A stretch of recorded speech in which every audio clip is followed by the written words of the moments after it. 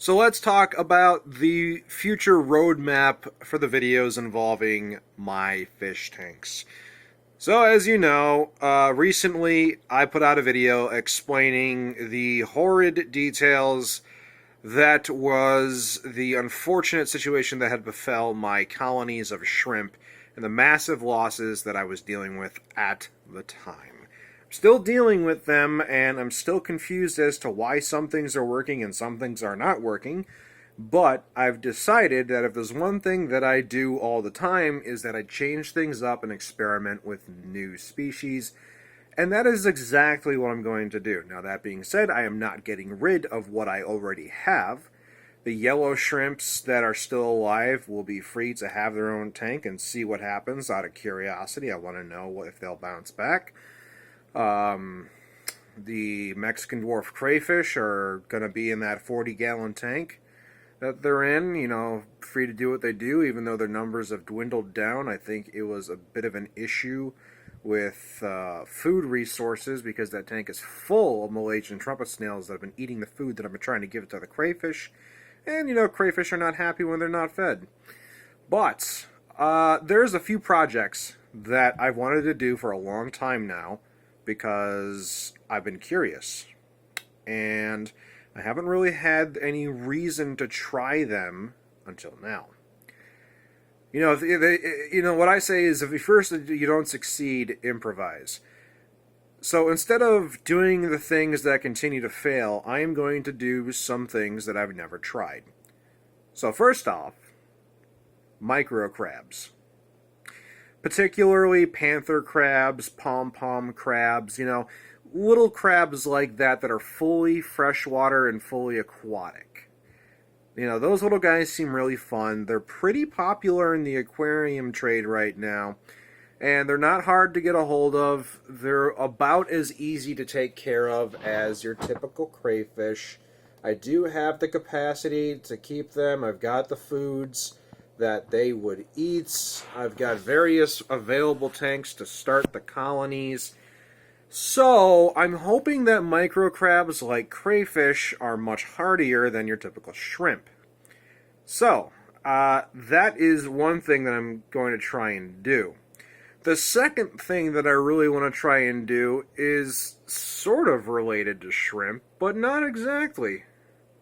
You see, there are some interesting creatures besides shrimp that are kind of like shrimp. Prawns. Now, there are giant freshwater prawns that you could get. There is a supplier on eBay. And I've decided, you know what, once that supplier's got some stock back, maybe I'll try and breed giant freshwater prawns.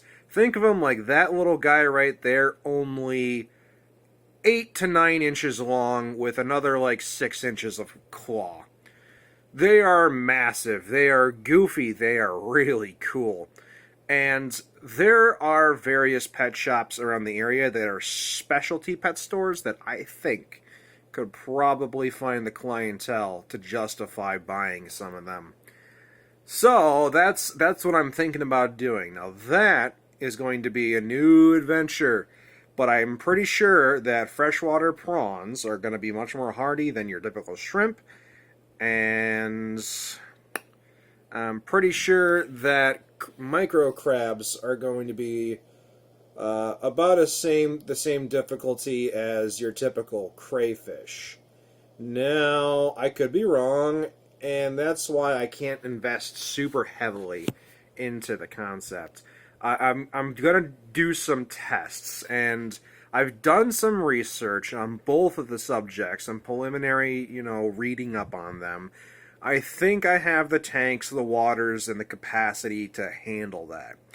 But the thing you can expect from me in the most immediate future regarding videos involving anything aquatic will once again be shrimp. But I made a video a long, long time ago, and I've said it back then, and I will say it again. The easiest shrimp to breed and learn how to do it right is a ghost shrimp. They are dirt cheap, being only pennies on the dollar. For $1, you can get 3. I bet if I went to one place that I know of, I could probably get 10 for $1 if I really talked to them and said, hey, I want to try doing some stuff, get my footing back, yada, yada. Doing that sort of thing. I could probably do that. And you know what? Ghost shrimp, they don't sell for a lot, obviously. But I used to have a few ghost shrimp that were so big that people confuse them for a mono shrimp all the time. And they have blue pigments they have color cells that are pigmented that can expand, so they had blue dots all over, which is really cool. And really, that's gonna just be for me to get my confidence back, because if I can't make ghost shrimp work, then there's something like way more complicated than I'm currently imagining at the moment. Ghost shrimp are so hardy that back when I started with fish tanks and stuff and knew nothing about what I was doing, I still had ghost shrimp working for me. I mean, ghost shrimp, I know for a fact, will thrive in just straight hard well water. And, I don't have to baby them at all. They will just work. So, think of them like the canary in the coal mine kind of concept. If something's going wrong with ghost shrimp, then you really know something is screwed up. And, it, that's what I'm going with. And yes, I understand ghost shrimp, they're not so pretty. They're not amazing. They're not special. But gosh darn it, if they don't have the most pizzazz out of any shrimp I have ever seen, like they are gutsy, ballsy shrimp that fly in the face of beta fish to get their food. Snatch it right away from them. Like, seriously, I've seen it. I've witnessed it. I've had it happen. So, if nothing else, ghost shrimp are super charismatic. And that's fun. That's a good thing. So, I'm going to get ghost shrimp to kind of get my groove back. If I can get that working again, I'll be like, you know what? Okay, I still know how to do this. Let's move on to something different. Then I'm going to start dealing with micro crabs. And I'm going to try panther crabs first, because I kind of like those the most. I could do pom-pom crabs, but those don't excite me as much as panther crabs. So, their breeding process is very similar to crayfish. Not exact, obviously, but very similar. And if I can get all that to work and I can sell enough of those, I will move on to the prawn project, which is giant freshwater river prawn. Which, that's going to require a huge tank, so probably have to dedicate the 55 gallon to that one for a while. And we'll see what happens with that, because that takes such specialized clientele that I don't even know if that's a marketable thing, because that could just be one of those things where it's like a money pit, where it's like, oh, it's really cool as a pet, but once you have like 100 of them, there's not enough space in the world to hold all of them. So, that's pretty much it. And if you're wondering what this tank is, before I go, this is my sanctuary tank. It's a 2.5 gallon right next to my bed. Just for reference, this tank has not had a water change in months.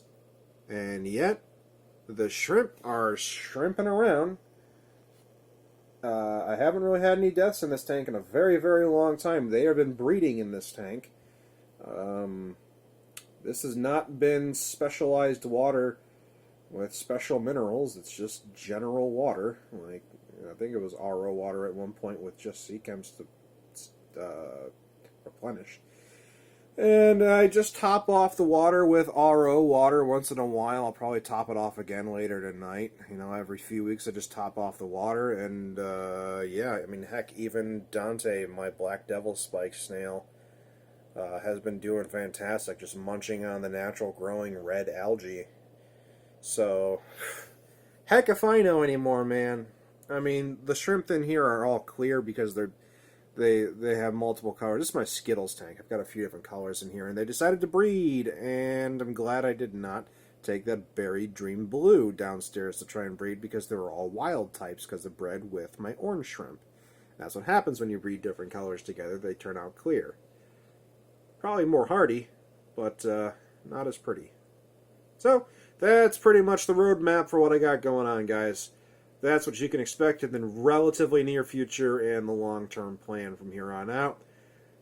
I want to thank everyone who sent kind words my way in the video where I was talking about this situation when it was very difficult for me.